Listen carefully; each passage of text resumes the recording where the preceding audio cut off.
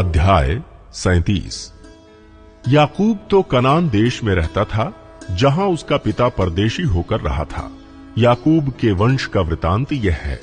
यूसुफ 17 वर्ष का होकर अपने भाइयों के संग भेड़ बकरियों को चराता था, और वह लड़का अपनी पिता की पत्नी बिलहा और जिल्पा के पुत्रों के संग रहा करता था, और उनकी बुराइयों का समाचार अपने पिता के पास पहुंचाया करता था। इस्राएल अपने सब पुत्रों से बढ़ के यूसुफ से प्रीत रखता था, क्योंकि वो उसके बुढ़ापे का पुत्र था, और उसने उसके लिए एक रंग बिरंगा अंगरखा बनवाया। परंतु जब उसके भाइयों ने देखा कि हमारा पिता हम सब भाइयों से अधिक उसी से प्रीति रखता है, तब वे उससे बैर करने लगे और उसके साथ ठीक से बात भी नहीं करते थे। यूसुफ ने एक स्वप्न देखा और अपने भाइयों से उसका वर्णन किया। तब वे उससे और भी द्वेष करने लगे। उसने उनसे कहा, जो स्वप्न मैंने देखा है उसे सुनो।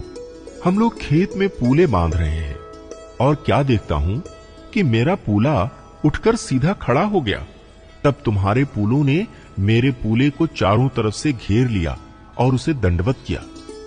तब उसके भाइयों ने उससे कहा, क्या सचमुच तू हमारे ऊपर राज्य करेगा, या क्या सचमुच तू हम पर प्रभुता करेगा? इसलिए वे उसके स्वप्नों और उसकी बातों के कारण उससे और भी अधिक बैर करने लगे। फिर उसने एक और स्वप्न देखा और अपने भाइयों से उसका भी यूं वर्णन किया। सुनो, मैंने एक और स्वप्न देखा है कि सूर्य और चंद्रमा और 11 तारे मुझे दंडवत कर रहे हैं। इस स्वप्न का उसने अपने पिता और भाइयों से वर्णन किया। तब उसके पिता ने उसको डांट कर कहा, यह कैसा स्वप्न है जो तूने देखा है? क्या सचमुच मैं और तेरी माता और तेरे भाई सब जाकर तेरे आगे भूमि पर गिर के दंडवत करेंगे? उसके भाई उससे डाह करते थे, पर उसके पिता ने उसके उस वचन को स्मरण रखा। उसके भाई अपने पिता की भेड़ बकरियों को चराने के लिए शकेम को गए। तब इस्राएल ने यूसुफ से कहा, तेरे भाई शकेम ही में भेड़ बकरी चरा रहे होंगे, इसलिए जा, मैं तुझे उनके पास भेजता हूं। उसने उससे कहा, जो आज्ञा, मैं हाजिर हूं। उसने उससे कहा, जा, अपने भाइयों और भेड़ बकरियों का हाल देखा कि वे कुशल से तो हैं, फिर मेरे पास समाचार ले आ। अतः उसने उसको हेब्रोन की तराई में विदा कर दिया, और वो शकेम में आया। और एक मनुष्य ने उसको मैदान में इधर उधर भटकते हुए पाकर उससे पूछा, तू क्या ढूंढता है? उसने कहा, मैं अपने भाइयों को ढूंढता हूं, कृपया मुझे बता कि वे भेड़ बकरियों को कहां चरा रहे हैं। उस मनुष्य ने कहा, वे यहां से चले गए हैं, और मैंने उनको ये कहते सुना, आओ हम दोतान को चलें। इसलिए यूसुफ अपने भाइयों के पीछे चला और उन्हें दोतान में पाया। ज्यों ही उन्होंने उसे दूर से आते देखा, तो उसके निकट आने के पहले ही उसे मार डालने का षड्यंत्र रचा, और वे आपस में कहने लगे, देखो, वो स्वप्न देखने वाला आ रहा है, इसलिए आओ हम उसको घात करके किसी गड्ढे में डाल दें, और ये कह देंगे कि कोई बनेला पशु उसको खा गया। फिर हम देखेंगे कि उसके स्वप्नों का क्या फल होगा। ये सुन के रूबेन ने उसको उनके हाथ से बचाने के विचार से कहा, हम उसको प्राण से तो ना मारें। फिर रूबेन ने उनसे कहा, लहू मत बहाओ, उसको जंगल के इस गड्ढे में डाल दो और उस पर हाथ मत उठाओ। वो उसको उनके हाथ से छुड़ाकर पिता के पास फिर पहुंचाना चाहता था।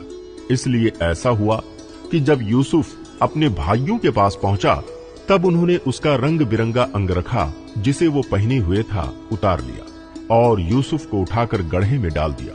वो गड्ढा सूखा था और उसमें कुछ जल न था। तब वे रोटी खाने बैठ गए, और आंखें उठाकर क्या देखा कि इश्माइलियों का एक दल ऊंटों पर सुगंध द्रव्य, बलसान और गंध रस लादे हुए गिलाद से मिस्र को चला जा रहा है।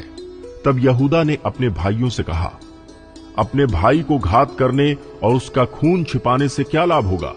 आओ हम उसे इश्माइलियों के हाथ बेच डालें, और अपना हाथ उस पर ना उठाएं, क्योंकि वो हमारा भाई और हमारी ही हड्डी और मांस है। और उसके भाइयों ने उसकी बात मान ली। तब मिद्यानी व्यापारी उधर से होकर उनके पास पहुंचे। अतः यूसुफ के भाइयों ने उसको उस गड्ढे में से खींच के बाहर निकाला, और इश्माइलियों के हाथ चांदी के 20 टुकड़ों में बेच दिया, और वे यूसुफ को मिस्र ले गए। रूबेन ने गड्ढे पर लौटकर क्या देखा कि यूसुफ गड्ढे में नहीं है, इसलिए उसने अपने वस्त्र फाड़े और अपने भाइयों के पास लौटकर कहने लगा, लड़का तो नहीं है, अब मैं किधर जाऊं? तब उन्होंने यूसुफ का अंगरखा लिया और एक बकरे को मार के उसके लहू में उसे डुबा दिया, और उन्होंने उस रंग बिरंगे अंगरखे को अपने पिता के पास भेजकर कहला दिया कि ये हमको मिला है, अतः देखकर पहचान ले कि ये तेरे पुत्र का अंगरखा है कि नहीं। उसने उसको पहचान लिया और कहा, हां, ये मेरे ही पुत्र का अंगरखा है, किसी दुष्ट पशु ने उसको खा लिया है, निसंदेह यूसुफ फाड़ डाला गया है। तब याकूब ने अपने वस्त्र फाड़े और कमर में टाट लपेटा और अपने पुत्र के लिए बहुत दिनों तक विलाप करता रहा। उसके सब बेटे बेटियों ने उसको शांति देने का प्रयत्न किया, पर उसको शांति न मिली, और वो यही कहता रहा, मैं तो विलाप करता हुआ अपने पुत्र के पास अधोलोक में उतर जाऊंगा। इस प्रकार उसका पिता उसके लिए रोता ही रहा। इस बीच मिद्यानियों ने यूसुफ को मिस्र में ले जाकर पोतीपर नामक फिरौन के एक हाकिम और अंगरक्षकों के प्रधान के हाथ बेच डाला।